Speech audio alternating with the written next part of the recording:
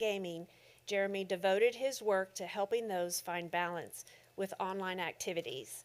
In addition to problematic screen use, Jeremy works well with men of all ages, and his team works with teens, young adults, adults, and families.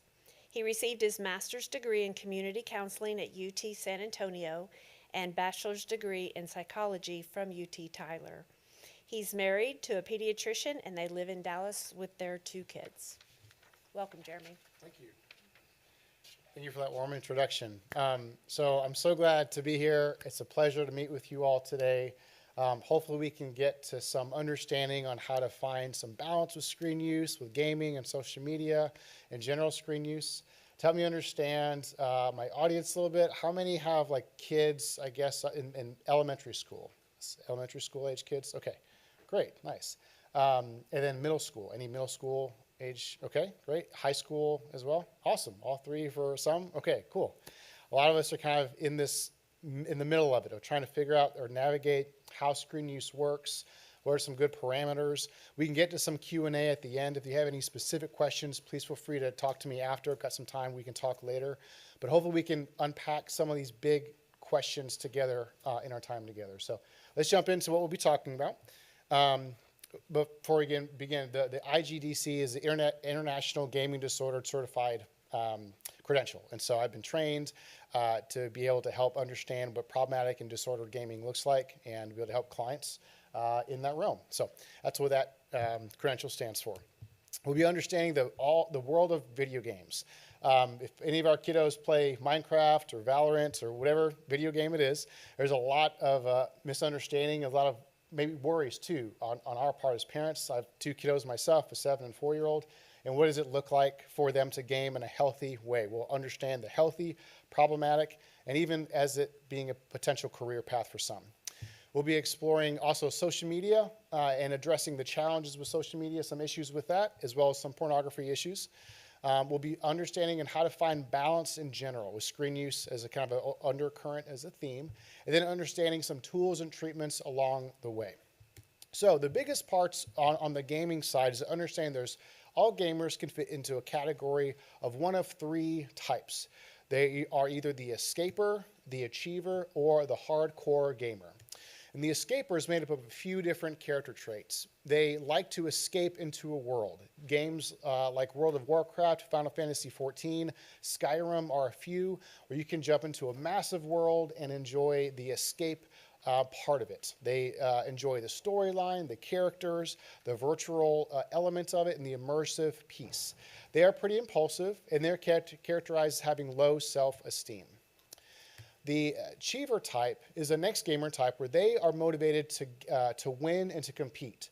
Games like League of Legends, Valorant, Fortnite are a few, and even Minecraft can be competitive in nature. And those are the achiever types, where they're impulsive, but they're characterized as having high self-esteem. And the difference here, friends, is when someone's playing basketball or sports and they are able to get their jump shot really well, it feels really good because they're skilled and they practice and they get better and better at it. A lot of these fast-paced competitive games, like League of Legends or Fortnite, for example, requires skill. It requires practice and attention to detail and hand-eye coordination. So the better someone gets at these games, the more they feel confident in their ability to play it. So their self-esteem improves. They're focused on competition, on rank progression, on improving and finding mastery. Now, the last gamer type is a mix of the two. They are the hardcore gamer. They love to game to escape into a world. They also love to achieve and to win and to compete. They are impulsive and they identify as a gamer. This is the gamer who's like, I love gaming. I want this to be my career. I want this to be my life. This is, they could talk about this forever. They are the most passionate of the 3 groups. Now, of the 3, they're the most at risk for problematic or gaming disorder, but that does not mean if you have a child who is a hardcore gamer that they are problematic or they are disordered. It just means that they're the most at risk. Of all the gamers in the world, there's about 2.5, 2.6 billion gamers in the entire world. More than around 80% play, and they're at a healthy, recreational way. There's no issues. There's no overall challenges or consequences with their gameplay. Now, around 10% play and there's at-risk behaviors happening. So because of their gameplay, maybe they're skipping on some classes or they're skipping some homework. It's not a big deal, but there are some identifiable challenges. Now, about 5% are problematic. There are more issues around their academics, their mental health, their social health because of gameplay.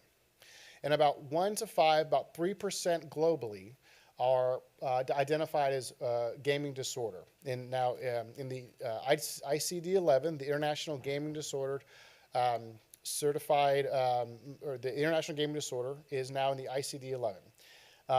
It is something that is now a full diagnosis. It can be billed for it whenever systems update to the new International Classification of Disease, the 11th edition. Gaming disorder is in this manual. There are a few big things that make up this diagnosis. The first one is there is an impaired control, meaning they cannot control how much they game. They try to stop and they can't stop. They would rather game than do other activities, another big one. You'll see maybe a change from enjoying soccer or other hobbies and move primarily to video games. And they continue to game in spite of seeing there are problems. This could be problems in any realm: academics, social life, family life, personal health, mental health, things like that. But they continue to game in spite of seeing there are legitimate problems at stake. Now, these three things have to be there, but it also has to negatively impact every area in this person's life. It has to have significant impairment in the person's personal health, the family, social, education, and even occupational if it's an adult. So it has to be there also for a year's time. If you have a kiddo, spring break is coming up. If your kiddo during spring break goes hard on video games and plays most of that week, but then when they go back to school, they're able to interact with their school classes, they're able to go back into their homework, and they're able to move well from play to school, then that's okay. Binge gaming is a problem, sure, during that week, but it doesn't mean it's necessarily a disorder. These symptoms have to be there, again, for a year's time in order for it to fully qualify as a legitimate gaming disorder.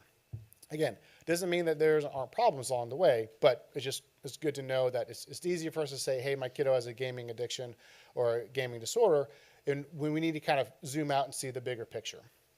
Okay, dopamine is a big part of our brain that's in charge of pleasure. It's one of the biggest, neurochemicals in our brain. And this is a very interesting graphic figure that I've found in my research and in my training that really helps us see how dopamine is impacting us specifically to video games and compared to other things. We see this baseline right here, okay? So this, you can see a little bit of my cursor. Let me see if I can change this. Okay, so this right here, you can see this baseline right here. Our natural dopamine levels are at 100% right here. When we eat food, like right now, we're getting a 50% increase in dopamine. Feels pretty good. It's pretty nice. We play video games, there's a 75% increase in our normal dopamine levels. I don't know, if we leave here and smoke cocaine, that's a 350% increase in dopamine levels. And meth is incredibly higher than that. And when we look at this graphic, it's clear, friends, that yes, dopamine is involved in gameplay, and people enjoy, and kids especially, enjoy video games because we do get a boost of dopamine. But it is not the same as a drug.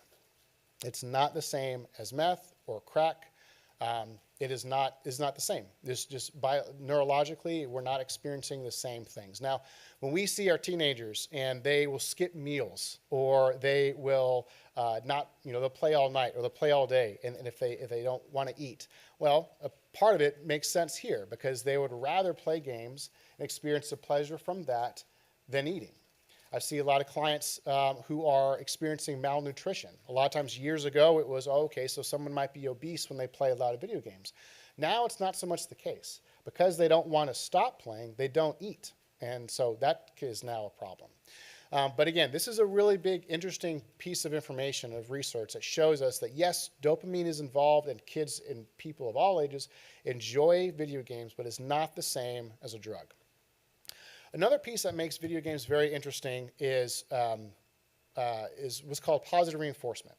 This is a clip of a popular game called Counter-Strike. And what you can see here are a couple of things that make the game very exciting for a lot of teenagers and adults. Now, let's get past the fact that this is a first-person shooter game, okay? We'll talk about that in a minute. But what you're seeing here is a couple of things that makes positive reinforcement happen. When this person makes a play, when it eliminates this character, you see immediately you get gold right here, and you get a little mark right here that's saying, okay, this person was eliminated. And you can't hear it in this clip, but there's an audible ding. There's a different sound that's made when this type of play is made versus another type of play. Again, 3 reinforcements that creates this, you did something well. 3 ways that this person's able to say, I did this good, I did this action well, I'm helping my team, and I want to do this again and again. When your kiddos are in school and they learn a new math problem, okay, great, 2 + 2 is 4, it's awesome. But they don't get very much positive reinforcement in the same immediate feedback as in a video game. And so if they study for a test and they do well on an exam, that's great, that's fantastic. Hopefully it's a lot of really good positive reinforcement, but it's delayed. It's not nearly as quick and as immediate as this type of gameplay, as this type of activity. We also see that kids with ADHD they struggle with impulse control. And when you play a game or a video game, there's a lot of actions that require immediate thinking and almost it's an impulse. You see someone, you got to click the button really quickly. And when you do that over and over again, it becomes a habit and it becomes second nature, and you reinforce that action. Therefore, when you step away from that activity and try to study, try to focus on something with deep thought, it's really hard to do that because you're so focused on the activity of doing something very quickly and getting immediate feedback for it. So this is one way that makes games really enticing. Another piece of it is a variable reward mechanic that's involved in every video game. Now, a variable reward is an element where when you go into, let's say, a dungeon like this, okay? So someone's able to explore this dungeon, and you're able to find some different items, okay? This person opens up this box and is able to find different colored items. The white ones are common. The blue ones are a little bit more rare. And then this golden right here, it's hard to see, but this is a very rare item that someone found. And they're able to now use that item to equip their stuff in their game, and it feels really good, and it's a very valuable item that they found. Well, this is a variable reward mechanic. It's the same thing when someone goes into a casino and plays a slot machine. It's gambling. Every time this person goes into a dungeon and opens up a box, they're not always going to get something rare, but when they do, it feels fantastic. It's very rewarding. There's a research about this, how mice in a laboratory will push a lever at random intervals and get rewarded. And they will skip sleeping, they'll do nothing else. They'll run themselves so tired from just pushing that lever just to get some reward at a random interval. And they'll do that over and over and over again and make themselves sick. Same thing we see the behaviors in our teens and adults who experience gambling problems and gaming issues too. It's because of this variable reward mechanic. Okay. So now let's go ahead and explore some of the negatives we've just talked about, but some more negatives are anxiety and depression are a big piece that can happen from gambling or gaming disorder. Broken relationships can be a big part of it. I've seen this with obviously families, kiddos, and parents, but also marriages. This can be a big rift. I've had couples in my office where there's a lot of issues because of gaming. I have an adult client right now on a 90-day abstinence period, moving away from games and moving towards other healthy relationships. But he's an adult. He's, a full-grown adult. So there's a lot of issues that can happen around broken relationships. We talked about impulse control a little bit before, but impulse control can become a problem when someone is engaged in this activity that requires immediate feedback and a lot of quick decision-making. Cognitive distortions can happen. A lot of kiddos may say, oh, it's not too late, I can stay up and play one more game, or, oh, it's not too big of a deal, I can do my homework later, or my parents won't get too mad if I sneak into their room, grab my laptop, and play till 2 in the morning. It's not a big deal. So there's a lot of this negative cognitive distortions that can happen with our teenagers, with our kids, and adults that can lead to more and more gaming. Finally, there is a financial component that some people can get involved in on the games. Has anyone seen this in a game or knows what a loot box is by chance? A show of hands. Yeah? No? Some of us? Okay. So this is a piece, a part of a game called Counter-Strike Go. That little clip we saw earlier of the guy walking around with the gun. You can have the gun have different items in it, okay? So, or rather, it can have a different skin. And all of these, basically, it's a cosmetic piece to it. So you could have a pistol that has like this purple thing. You could have something with orange or with like these different color schemes on them. Doesn't change how you play, doesn't change how good you are. It's just how the weapon looks. If I was in a video game, this suit would be my skin. Doesn't change what I do, it's just how I look. You can open up one of these items by having a key like this. Now you can play the game a lot to acquire a key or a loot box, or you can buy it with real money. And when you open it, it looks like this. You can see all the items scroll across the screen, hope to get a rare one, hope to get a rare one. And okay, cool, great. This pink one is now the skin you can use in your game. That's pretty fun, right? The problem is, it's the same thing as gambling, friends. It's even the same visual. One is going vertical, one's going horizontal, but this is the same mechanic as you'll see in any casino and any slot machine. It's a slot machine component. And right now, there are no regulations on who can buy and open a loot box.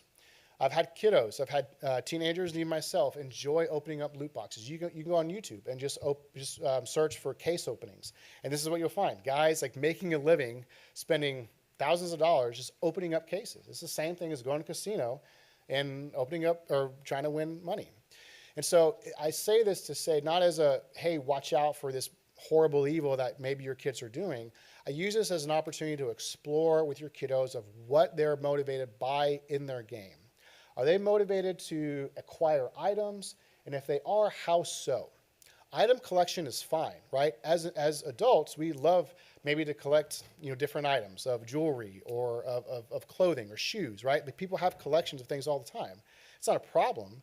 It's just how we interact with it, right? Might be something that we should focus on. And so again, if our teenagers, if our kiddos are opening up loot boxes, it's just an avenue for conversation. Help me understand this. How are you getting this money? If you are getting money to open up these cases, and tell me more about it. This could be something where if they enjoy this and they do it later on, it could go into other gambling pieces. But again, a lot of people can gamble in a healthy, controlled way. It's just something to be aware of. Okay, so now that's some of the negative side. That's some of the negatives that we can see within the video game world. Now let's explore the opposite side where gaming can be a healthy career path. This is a picture of Ninja, or Tyler is his name. He is a professional gamer. He's 32 years old, and in 2019, he's made $17 million. It's a lot of money. He's made a career, a very good career, by playing video games. He'll play Fortnite, League of Legends, some Valorant, I believe. He's been asked to play a new game, and he'll be paid $50,000 an hour to just play on to stream some new content. And how that works is thousands of people watch him live play this content. He's funny, he's good at the game, he's attractive. There are things about this guy that people want to view. Instead of watching Grey's Anatomy, people will watch this and watch him play, and people want to get better, and so they'll watch him and figure out how to get better from that. Now, Ninja is a pretty cool guy because he's noticed and he has expressed that gaming should not be the only thing you focus on. It should come second. And so we'll explore a little bit of what I mean by that in this clip. Tyler, you started competing in video games on Halo in 2009, so nearly 10 years ago, at which point I'm sure it was tough to convince your parents that there was really a business model for this and that you could really make money. What was your argument? Because I'm sure that every 16, 17-year-old out there who loves playing video games wants to hear that. That is an incredible question. I'm like really happy that you asked that. I maintained my job that I was working at Noodles & Company, and I stayed in college while I was doing all of these things. I continued to do well in school and focus on like the future of my life, as well as working on streaming and competing in Halo. It was one of those things where like if I was doing well in school, putting in the time and effort there, in soccer as well, that I would be rewarded to play as many games as I want. And honestly, I encourage everyone to do that. All the kids out there, like, you can't just drop everything and focus on playing video games for a living. It's also becoming a very competitive career choice right now. And you want to make sure that you're securing your future and putting in the extra time to try to make this happen as well. So again, pretty cool, and I think inspiring words from a professional streamer who's made his career, who's made his living from playing video games. He's not, expressing, look, stop everything. He's saying the opposite. Stay in school, do your work, get a job. I've worked with a client who graduated from high school, and they played this game called Overwatch. Very competitive, fast-paced game. Now, they were really good. There's different levels, right? And they were right there at close to the top. He wasn't able to go pro though. You can go pro by being a streamer, or you can you can get in what's called esports, which we'll discuss here in a minute. But which is the professional world of gaming. They weren't able to get to that top tier. Now Overwatch 2 came out. Now he's like, okay, this is my chance. This is my shot to go pro. And so they grinded, meaning they spent a lot of hours playing this game to become the best of the best. Before everyone else could jump on the bandwagon, he was going to get found by a team. He was going to be the best of the best. He was going to be able to make a career from playing now this new game. Problem was, there was extreme malnutrition going on. They weren't able to hold down a job. They were being evicted from their apartment. And there was no school involved at all. There's no extra outside after high school, post-high school education or a career path that they were pursuing at all. This was their career. This was their focus. And so it was fantastic to see the motivation and the stick-to-itiveness and the hard work. However, it wasn't working, okay? Now, it's very easy in our culture to look at a business person and say, man, they're working the grind. Steve Jobs, at the beginning, right, was working crazy hours, 80 hours a week, and but he was making it work. He's trying to make it work. However, if we look at that from a health perspective, that lifestyle is not healthy, right? And so it's very natural to say, let's look at a business person and say, well, it's justifying them starting their own business and making it work, working so crazy hours. But then when we see a teenager or a young adult trying to experience something that's their dream, they could make a huge living from, we usually condemn it because it's a video game, because it's something that we see as lazy. And a lot of these times, there's not much laziness going on, but it is a negative, unhealthy lifestyle that they are choosing. And something that we need to watch out for. Again, something that I want to encourage, that it can be possible, right? Tyler has made a career from gaming, but it is not something that it's good to just drop everything else and make it happen. Taylor Swift should continue to sing. She's fantastic, right? But she didn't just do that and drop out of high school to make it happen, right? She continued with her work until she was able to make that a career. Tom Brady is fantastic at sports, but he didn't make it until he did. So it's something that people and kids and teens can make this a career, but it's difficult, and there should be a backup plan. Esports, like I said before, is the professional world of gaming. We've got basketball, NBA for basketball, NFL for football. The esports is that professional world of video games. There's about 57 or so professional esports games in particular like League of Legends or Fortnite, where it's a team you can be on to become a professional in that realm. In the U.S., there's around 19,000, a little over 19,000 players, and their earnings have been around $169 million. So within the professional community, there are some jobs out there where you can be a professional esports player. Dota 2 is one example of a game that is a fast-paced 5 versus 5 competitive game. Where you work together as a team, you strategize, and try to complete objectives and beat the other team. They have a world championship every year. And in 2021, this was the prize pool. $40 million was the prize pool for one world championship. This is one game of the 57. Now, not every game is going to be as big as Dota 2, but some are. League of Legends is a huge game. Counter-Strike is a huge game. Now there's Counter-Strike 2, there's Overwatch. There's a lot of games out there that has a lot of interest, not just in the U.S., but internationally as well. There is a lot of interest in that. There's a lot of money behind it as well. One piece that's interesting, let's go back here for a minute. This picture is actually from the esports stadium in Arlington. We have right now in Texas the biggest esports specifically devoted stadium in the U.S. It can hold around 2,000 people, 2,000 spectators. It's a pretty cool spot. Got my COVID shot there a couple years ago. It was a cool place. But it is it's a venue that is, again, in our backyard. There's going to be other venues probably. It's going to be similar to this, but right now, that's the biggest one. There are some healthy, positive things about gaming. It can improve relationships. It is a fantastic place to create and to build new things. Minecraft, for example, you can create some really cool things out of thin air. There's a lot of problem solving and strategy. There are even some video games specifically there to help treat ADHD. There's a conference I went to where there is there's a prescription that you can have from a pediatrician to play an ADHD specific game that helps with attention and focus. So there are some really good positives that can happen from games. There's a lot of competition. You work towards a goal of some kind. With every game, you're going to work towards some goal as well. And it's a great place for play.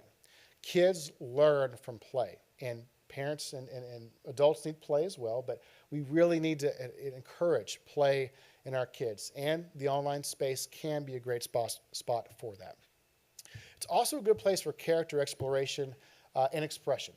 If you have a kiddo, like let's say, fifth grader, kind of small for his age, not really confident, he kind of feels shy, kind of feels self-conscious, been bullied maybe a couple years ago, he might not feel very good in his own skin.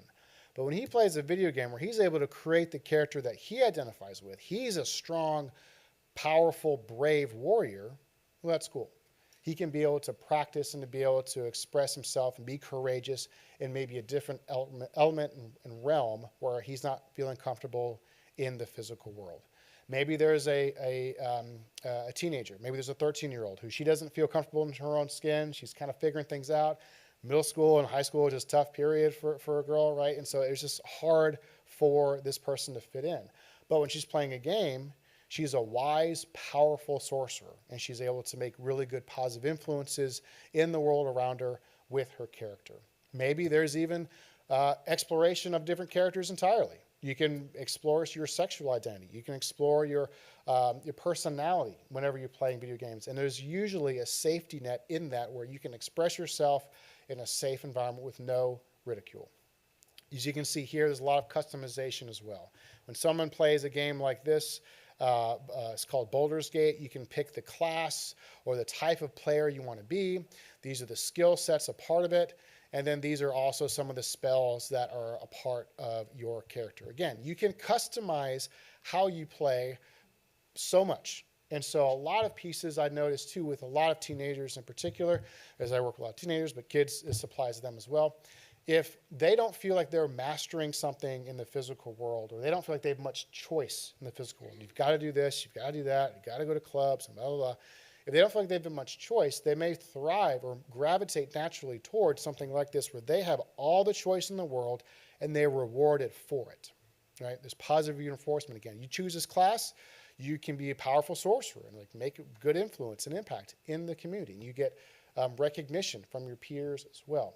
So there's a lot of reasons why this can be positive for a lot of people. Now, if we are in that place, though, if we notice our kiddo, for example, or our teenager, struggles with finding that healthy balance, these are some things that you can do to focus on. One is to separate your work and gaming environments, meaning when they're at home and they need to do their homework, let's give them the space to do their homework in an environment that's just for homework, and then have a space just for video games. And the same thing can be with devices. Have two different devices if possible.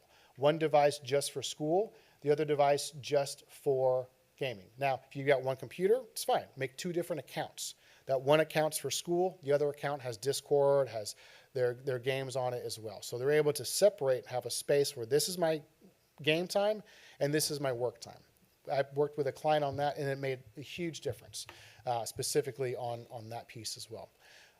Gaming after responsibilities is just a good practice in general. Let's have our responsibilities done first, and then if there's time, sure, go ahead and relax. Same thing as adults, right? Like we usually go to work first, and then we watch Netflix in the evening, rather than watching a couple hours of Netflix and then going to work, right? So it's a good practice to get into. It's really good to find mastery in the physical world. Clients come to me where they, as kids in school, struggle, let's say, in math or reading. I've got kids who have ADHD and dyslexia, and so school comes hard. Naturally, it's difficult. And so when they don't find mastery in something, they want to find mastery in something. They want to be good at stuff. They want to find, like, I'm powerful, I'm good in something. Games offer a very low ceiling to start off with. You don't have to be very good at all or coordinated at all. You don't have to know how to shoot a basket or be very strong or whatever, but you can start to get better and better and better and better very quickly, very rapidly. So mastery is a big part of it. Is if your kiddo struggles academically, give them some help. Figure out a way to help empower them so they can do well academically. So it's not so much a coping mechanism to find it elsewhere. Also, we need to prioritize our physical health. We'll talk about this in a little bit, but prioritizing physical health is a huge piece of it. When someone is exercising, for example, they're running or they're playing basketball with their friends, they're not sedentary in front of a computer. So it's just naturally a good, healthy, protective factor. And that's the last piece here, is a protective factor is something or a system in place that keeps us at a healthy, it keeps us in a healthy spot, okay? Physically being here right now, you are all learning, you are hopefully being able to interact with others, and this is a healthy experience. So for this hour, this is keeping you from maybe going out and drinking or something else that you might do. And so I'm not saying you all drink, because that's a bad example, but I'm saying like this is protecting you from something else that might be there. And so if a kiddo is in academics, if they're working hard in their classroom, if they're in sports, then they're not going to be then doing other things. A way to find protective factors is with this image. Now, you have this in your handouts, and this is something I use with my clients. It's very helpful. I've made this with my other colleague, Jody Bechtold, where we have collaborated to make a course, an online course. And what this looks like is how you can use it. It's a couple different ways, but you can find what are some of the middle red part is what are some of the big issues and problems that gaming looks like for them. So let's take an example of a 14-year-old maybe. They game around 5 hours or so a day. They're failing their grades. They're fighting with their parents all the time. They have friends, but they're all online. And they're out of the different countries and they're different states. Never met them in person. So those are some of the symptoms around this person's disordered gaming, or problematic gaming. We fill that out, kind of help explore that in the very middle, describe it as much as possible in this middle section. Then we go out to the green sections and we say, okay, in a perfect world, what do these look like? Or in the past, when things have been healthy, what does this look like? So for diversified activities, that top left one, what does it look like for them? Maybe they are they're doing soccer, right? So for this category right here, maybe they're playing soccer and they enjoy it. Maybe they are doing chess club. They're enjoying kind of the competition side and the mental gymnastics around chess club. Maybe they are playing video games, but it's like an hour or so a day at most. Then we look at the middle section, this yellow section in the same category. Now, this is the section where it's kind of a little bit on rocky soil. It's not super healthy. It's not disordered. And maybe it could look like where they're going to soccer practices, but not the games anymore. And they don't really go to chess anymore. They talk to their friends in chess, and they play it every now and then online, but they don't really go to the chess clubs or meetings anymore. And their gaming has gone now to around 2 to 3 hours a day. Again, not 5, not 1, around that middle area. Okay, and that's helps us clarify specifically of where our kiddo is and what they can identify as slippery slope, or how are we getting from unhealthy to healthy and healthy back down to unhealthy, if that is the pieces. Now, again, I try to focus on how you can really understand these pieces as symptoms. Try to identify it as objective as possible to help them understand what this looks like for them. Peer relationships. Maybe in a perfect world, they have good friendships in school. They're hanging out with them in person and online. Maybe they've got good friendships online, but they know who they are. It's not just a random stranger they've met. and they are able to hang out with them, again, online and in person, but they prioritize the in-person relationships. And maybe that middle section is they're starting to spend less time with their in-person friends and more time online with people they don't really know. We can fill this out in all different sections. Their nutrition, eating 3 well-balanced meals a day. Their exercise, they're exercising at least once 3 or 4 times a week. And again, when these things are all in place, usually they're going to be at a healthy, balanced place. It's a wheel of life. And if this is kind of on a good place where they're all doing this well, things are going to be rolling pretty well for them. And it's, again, not a place to condemn, but a place to identify, an opportunity to be curious and explore what's healthy for you, right? My clients, I talk to them, one thing might look different than somebody else. But this is a great way to explore for them, okay, how can you be your best self, right? What does this look like for you? And so this is a great way to specifically focus on that. Now, a lot of times teenagers would say, okay, this is cool and all, but if I stop gaming, I got nothing else to do. There's nothing else that's fun or interesting. Everything else is boring. I got nothing else to do. I've checked. There's nothing. So for that, this is what I would encourage to look at, is engage in other activities. And let's look at a game called like Minecraft. Maybe their motivation to play is to build, to create something new, to find something that's complex and to make something that works using systems and different processes and code. Well, those are all fun and cool things to promote, right? And so maybe if Minecraft is not doing anything good for them, maybe it's moved towards something like robotics, something like coding or learning Python, something that you can use in your work or something in a career later on, or even now it can be more productive than Minecraft. Something where let's pull the motivations of the positives of what they're doing online and move them towards something else that's going to be positive and maybe something different that can give them more opportunities. Let's take another game like Valorant. This is a fast-paced first-person shooter where it's the focus on competition, on rank and progression. Maybe the desire for this person is to get better and better at the game, to progress and to become really skillful in this game. All fine things. Competition is fine and good things to promote. If the Valorant is causing problems, maybe let's move towards something like rock climbing, something like a sport, something that's competitive in nature. You can go to rock climbing tournaments. I've got a friend who's competed in a dino climb, like you got to jump to make these climbs, and you can get paid for it. You can get paid money. Same thing with Valorant. You can enter in tournaments, and you can win prize money if that's something you desire. So something that is interesting with these, again, is find the motivations, is find these transferable gaming motivations and help them move towards something else that can be healthy and productive and positive. Not everything we do has to be productive, but in general, if we're kind of having a hard time identifying other activities to do, this is a great place to start. Okay, this is our gaming section. Again, a lot of stuff on gaming. Now we're going to move towards a little bit of social media and pornography.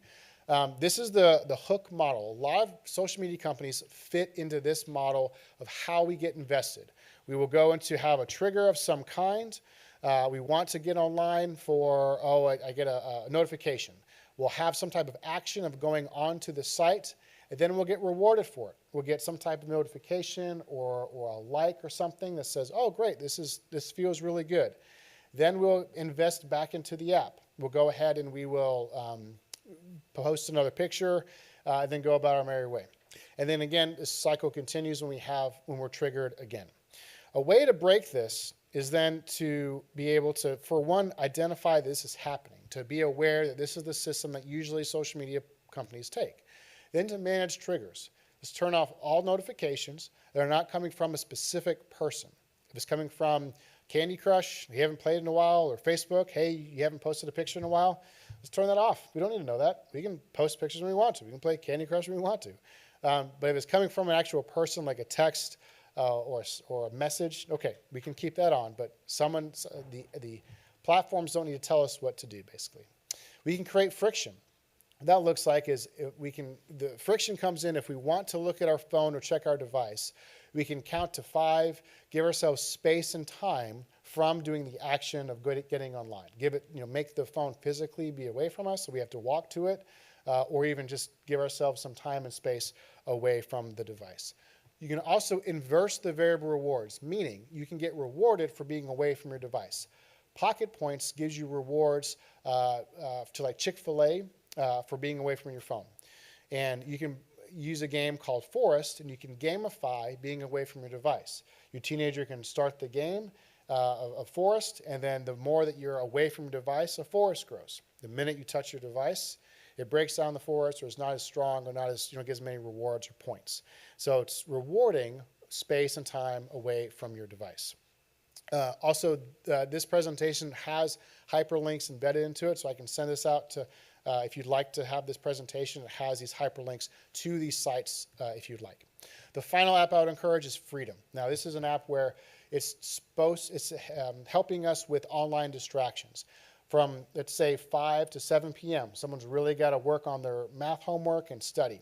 Well, we can turn this on, and for across different all platforms, all devices, entertainment-based platforms are blocked. YouTube is blocked. Social media is blocked. Netflix is blocked until that 7 o'clock time frame. Then you can go on and do whatever you want online. But it provides us with good parameters to stay focused online.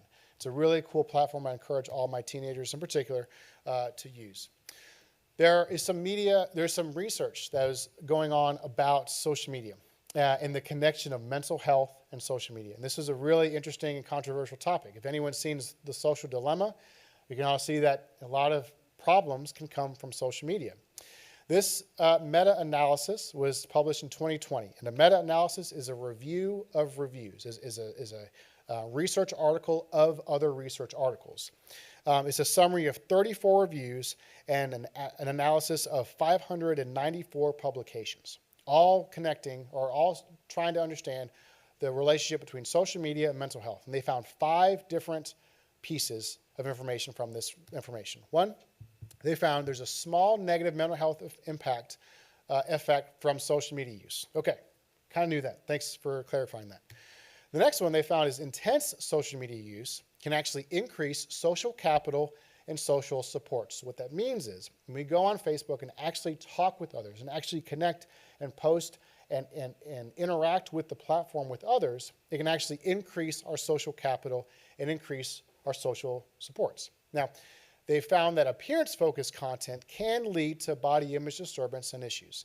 So if we focus on images only, and Instagram is an example, then it can cause some body image disturbance issues where we're not understanding what a healthy body looks like. We're comparing it to what we see online. This next one is a really big doozy. They found no association between social media use and life satisfaction or loneliness.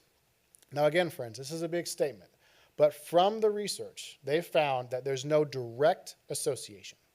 They found that there is preliminary evidence showing that if you are depressed and you go on social media, you're more likely to become more depressed when you leave that platform. So if you already are at a heightened state of anxiety or depression, let's say, and you go online, you're usually going to be feeling more of that when you leave. But they found the direct connection of I'm going online, I'm fine, I'm neutral, and experiencing negative mental health outcomes. They have not seen that specifically. So again, this is a big statement, and a lot of it can be counter to what we've seen in The Social Dilemma and in popular culture. Now, again, it's not to say there is not any negative effect. There is, that first statement, right? There is a small negative health impact. But as far as a direct association, they haven't found that for life satisfaction or loneliness. The final piece is they found there's no moderating effect of age or gender, but culture and personality did, meaning culture and personality did impact someone's social media use and their mental health, but age and gender did not. Okay, so to unpack this a little bit and to find some tips are a few here. We need to avoid comparisons and to know that what a healthy body for us and what that looks like, talking to our pediatrician and parents and loved ones. It's good to talk about image-based platforms, to have, in general, just a device-free bedtime, because it's going to negatively impact if we have a device next to our bed or we're looking at that prior to going to sleep. It'll mess up our sleep cycle. And we need to understand what our mental health is kind of as a precursor when going into online. If we're at the end of the day really stressed, feeling kind of alone or isolated, we're more likely to probably feel more of that if we go on social media. So it's good to be aware of our social media presence as we go online. We need to be an active social media user and to be aware of time. That's also a really big part. Time can be a really big indicator of how we're spending and focusing our energies. And it's good to know we can use that. Our social media, our screen time app can be a really great way to help understand what that looks like practically. Okay, now we're going to zoom into pornography. In general, porn isn't good. The only time I would think porn can be okay is with an adult couple and they both legitimately, when I say legitimately, want to use porn to improve their sex life. Okay, maybe it could work out. But for teenagers and young adults, there's no benefit to it, in my perspective. It increases insecure attachments. There's impulse control issues that happen, low self-esteem. Some erectile dysfunction has been shown from a lot of porn use. And some sexual dissatisfaction with real people can happen, as well as broken relationships. And again, in general, porn is not good for teenagers and for kids in particular. I'm working with a client of recent, and they were seeking some connection, some really good connection. They're feeling lonely at school, and she was really wanting to connect with others in person or online. And so she did find some connection online, but as a romantic partner with an older male. It's inappropriate. There's really a potential, some negatives that could have come from this, but the drive behind it was connection. The drive behind it wasn't anything really wrong. It was just, I want to connect with someone. I'm curious, maybe sexually, want to explore. This person's giving me a validation. And so it can lead down a negative, problematic road. There's also addiction that can come from this, finally. Again, we need to be able to be aware that some of these symptoms can cause an addiction or a disorder. Treating this can be really hard. One of the things I would encourage is to refrain from shame in general. Shame is a big part. I've noticed in our culture, in the Bible Belt can be a part of it, being in the South, but I've noticed that in general, shame does not do much positive for behavior change, especially for teenagers and kids. A way to respond to it, though, is to remove access entirely. Let's just try to get rid of all the access in general and be able to engage with other healthy, exciting activities. So to replace it with something that's good and positive and something that's productive. Let's try to learn about triggers, the environments and the activities, and then respond to them with good activities and boundaries. So, for example, if a teenager usually uses porn when they come home from school, the house is empty, no one's home, they got nothing to do, they can respond to that by going to someone's house, going out to a friend's house or something where it's probably not going to use porn at a friend's house, or they can go exercise or go to a public setting or study in the library or Starbucks or do something else to create a change in that routine that creates a different outcome. And finally, it's good to get supports from friends, family, and professionals if need be. Now, again, when we look at how to balance screen use, it can be very hard to know how to do that. But a way that I've found that's helpful to digest is comparing screen use to food. What we eat and how much we eat impacts our health, right, directly. If we eat cheeseburgers and Whataburger all day long, every day, it'd be delicious for a little bit, then it'd become problematic for us. But if we eat cheeseburgers every now and then, candy every now and then, as well as a well-balanced meal, we will become the healthiest part of it, will be the healthiest version of ourselves. And so the same thing happens with screens. If we engage with just entertainment-focused activities all day long, that's not really a healthy way to use screens. We could play video games in an entertaining, focused activity, not making any money from it, just for fun all day long, or we could use screens for productive means, to connect with others, to be able to really get a lot of work done, and to also have fun. So it's about balance. If we completely get rid of it, that might not be the best option. Similar to other behavior addictions, like a food addiction, let's say, or a sex addiction, we can't completely remove all of it, but removing some of it might be a good way to move forward. We might not need to eat any more cookies, but we could eat other stuff instead, right? So that's kind of in general how I would encourage us to focus on balancing screen use. If we also prioritize these three things, sleep, exercise, and nutrition, these are really good, healthy, protective factors that keep us at a really good place in life. Finally, if we are in this problematic state, if any of our kids or ourselves are struggling with problematic social media, porn, gaming, or any screen use, these are some things that can practically help us get to a healthier place. One is to abstain from that specific activity for at least 60 to 90 days. After that, we can assess the need and how we can interact with it maybe in a different way. but at least 60 days needs to give us time to engage in other activities to enjoy and to be able to move towards other things in a healthy spot. During that time, though, we should redirect and move towards other things that are healthy for us, and we can redirect those motivations.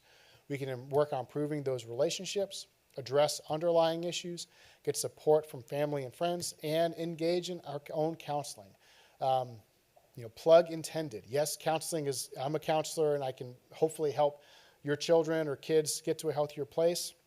But in general, we need to work through these challenges that are underlying with any counselor that you trust and you work with and that you like.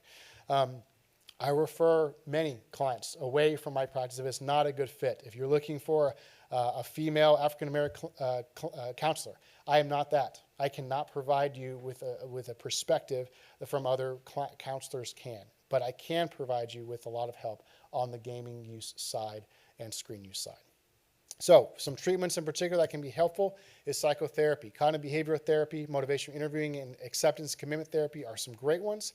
There is a 12-step group in Dallas. It's called ITAA, Internet and Technology Addicts Anonymous. That is a 12-step group specifically for gamers and screen use challenges for gaming disorder. There's some support groups in general to be able to help just provide support for trying to get to a healthier place. There are some inpatient facilities. There's one called Restart in Seattle, Washington, just for gaming issues. And you can also explore some opioid receptor antagonists, which helps with impulse control. I have a course I've made, one for parents and one for teenagers, around healthy gaming, conversations and tools around how to engage with your teenager in a healthy way for gaming. I also have a camp. I'm doing a day camp actually this Saturday for teenagers who are going to be doing some equine therapy. We'll be doing some fly fishing and some mindfulness nature walk in Kaufman, Texas, where we're going to be exploring how to find that balance of gaming and being in the physical world doing other activities and learning how to do that within a therapeutic environment. And myself and 3 other counselors will be there guiding the group along. These are some resources.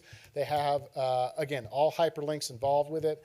Very good stuff there. And this is finally my website. It's, QR code for more resources and links there. I've got articles I've written and different videos for content around that. We have a few minutes to discuss. I want to honor everyone's time, but feel free to come in and if you have any questions after, I'll be here for a little bit. But so there's a lot of content, friends. I'd love to be able to have some Q&A if there's any questions or comments based on what you're seeing here. But this concludes the presentation for today. So thank you all for being here. Yeah. Thanks.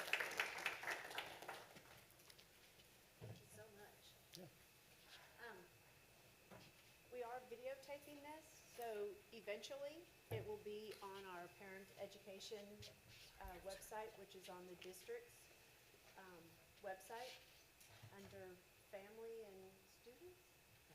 So the big tab across the top, family and students, go to parent ed, and it will be there.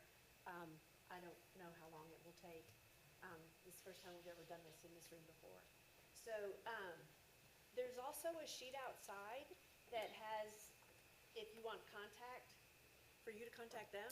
I just kind of just to be on the email list. I send out some newsletters and new articles and just, hey, how's it going sometimes. So if you'd like to be able to get some information about my practice or some of the resources with my practice, there's an email list you can jump on if you'd like. And then to get this with the hyperlinks. Great question. Do you want to send it to us? Yes, I can send it to Okay. whoever. So if you have been in contact with you, I can send it to you. We can send it out if you'd like for that. You don't have to be on the email list to get the thing. I can just send it to Sylvia and send it out to whoever was here. Okay. We also have parent ed in the evening, February 21st and February 28th. You'll be seeing that on Parent Square, and it's 2 more presentations on mental health. So, thank you very much. Thank you for having me. Help yourselves to another sandwich on your way out if you'd like.